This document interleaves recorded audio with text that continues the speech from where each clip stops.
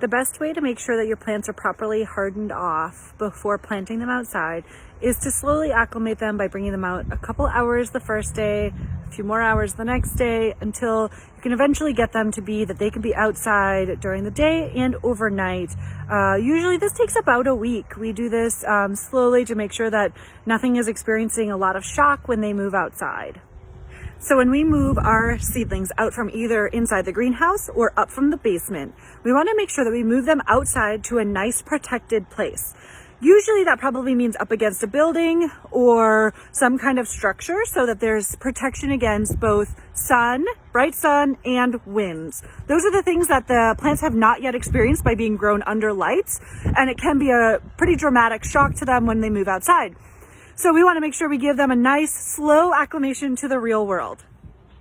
This is a good example of what it looks like to move plants outside in the springtime. You can see we have some that are not covered up here and lots that are covered up. These are all plants that can take cold temperatures, but the 29 degrees overnight was a little too risky for me, so we covered them up. You can see we've got cloth all over plants all around, but then there's a whole bunch of plants right there that are not covered up that we know will survive the frost.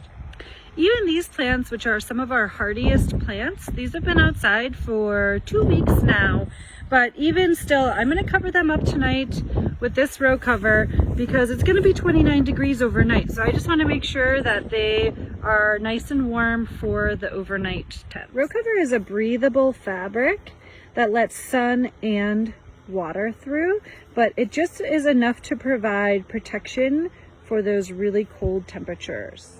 Once you've hardened off your plants for about a week, which means they've experienced full sun, that means 6+ hours a day, and wind and rain and sort of all the different weather that they can experience once they're in their final home, that they will be ready to safely transplant out into the garden.